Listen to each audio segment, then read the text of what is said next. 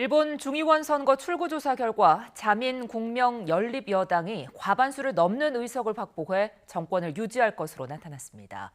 하지만 자민당의 선거 승패 여부를 가를 단독 과반 의석 확보에 대해서는 엇갈리는 결과가 나와 개표를 끝까지 지켜봐야 하는 상황입니다. 도쿄 연결해 자세히 알아봅니다. 이경아 특파원. 네, 도쿄입니다. 네, 먼저 출구조사 결과부터 정리해보죠.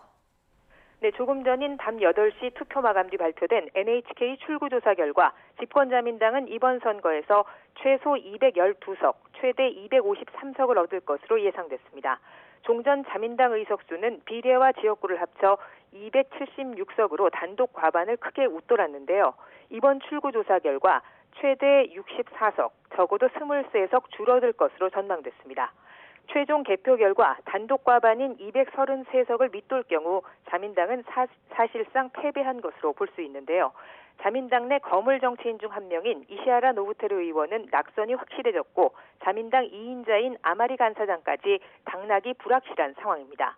하지만 연립여당인 공명당과 합치면 적어도 239석, 최대 288석까지 확보할 것으로 나타나 정권은 유지할 수 있게 됐습니다.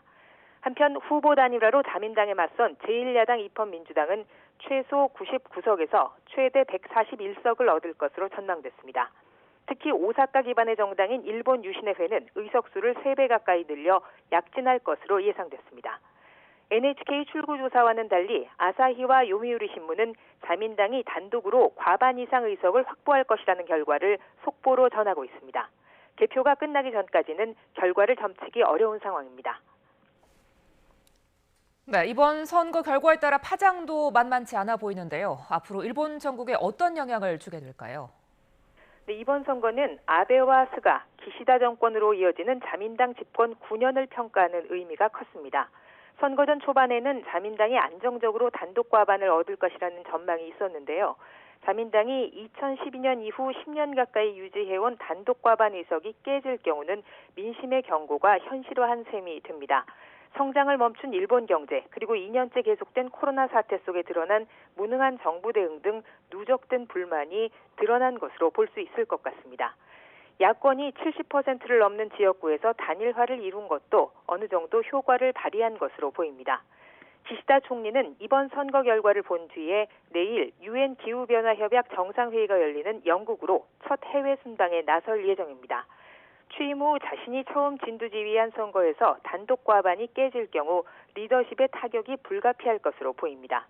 이렇게 되면 당장 내년 7월에 치러지게 될 참의원 선거를 기시다 총리에게 맡겨도 될지 당내에서 불만이 터져나올 가능성도 있습니다.